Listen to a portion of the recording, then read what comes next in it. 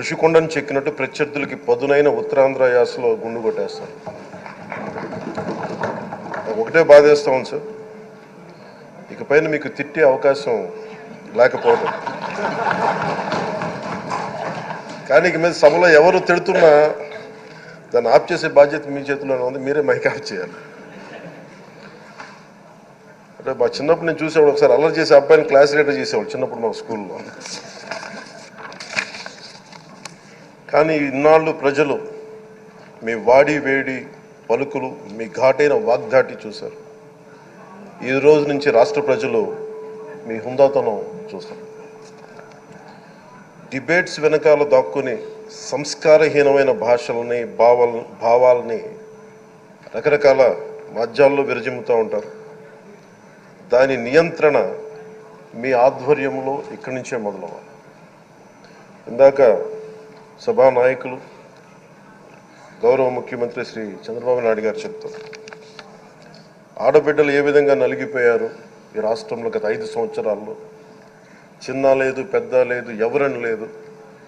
ఎవరన్నా సరే ఒక మాట మాట్లాడితే వాళ్ళు వ్యక్తిగతంగా దూషణ, సోషల్ మీడియాలో వాళ్ళని క్యారెక్టర్ అసాసినేట్ చేయటం, వాళ్ళు పెద్ద నాయకులు కావచ్చు, కార్యకర్తలు కావచ్చు, లేదా వాళ్ళకి ఎదురు తిరిగి ఒక ఒపీనియన్ చెప్పి ఎవరైనా సగటు మనిషి కూడా కావచ్చు, అది ఇక్కడతో ఈ రోజు నుంచి ఆగిపోవాలి అధ్యక్ష. అది మీ ఆధ్వర్యంలోనే మొదలవ్వాలి. గత ప్రభుత్వం తాలూకు సభ జరిగిన విధానం చూస్తే ఈ వ్యక్తిగత దూషణ ఇవన్నీ చాలా ఇబ్బంది పెట్టే ప్రజలు. ఈ రోజున వాళ్ళకి 11 సీట్లకు పరిమితం అయ్యారు, ఈరోజు లేరు, ధైర్యం లేదు వాళ్ళకి. విజయాన్ని తీసుకోగలిగారు కానీ ఓటమిని కూడా ధైర్యంగా కూర్చుకునే వాళ్ళకి స్థాయి లేదు, వాళ్ళకి పారిపోయారు ఇక్కడి నుంచి. భావంలో ఉండే తీవ్రత భాషలో ఉండాల్సిన అవసరం లేదు. భాష మనుషుల్ని కలపడానికి కానీ విడగొట్టడానికి కాదు. భాష విద్వేషం రేపడానికి కాదు, పరిష్కరించడానికి. ఎంత జటిలమైన సమస్య అయినా, భయంకర సమస్య అయినా చర్చల ద్వారా పరిష్కరించుకోవడానికి కానీ వివాదం సృష్టించడానికి కాదు.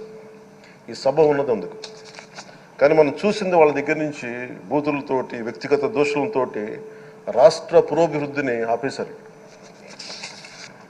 అలాంటి సభ కాకుండా ఇందాక మన పెద్దలు శ్రీ గౌరవ ముఖ్యమంత్రి చంద్రబాబు గారు చెప్పినట్టుగా ఇది భవిష్యత్తుకి ఇది ఒక ప్రమాణం అవ్వాలి.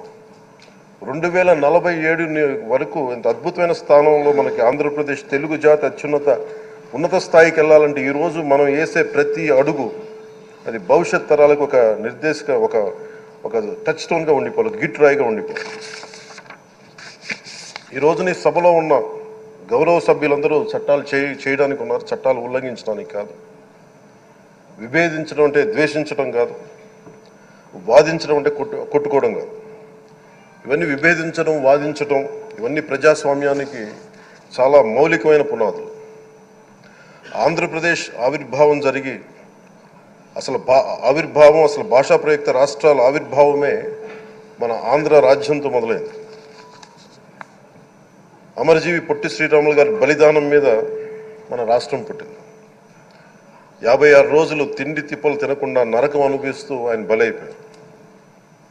ఆయన మరణానికి చేరువవుతూ ఆమరణ నిరాహార దీక్ష చేసిన ప్రతిరోజు మనకి దాదాపు ఈ సుదీర్ఘమైన 6 దశాబ్దాల కాలం, 1.5 సంవత్సర కాలం అంటే ఆయన ప్రతిరోజు చావుకి చేరువవుతూ భోజనం లేకుండా ఆయన గడిపిన ప్రతిరోజు మనకి 1.5 సంవత్సర కాలం.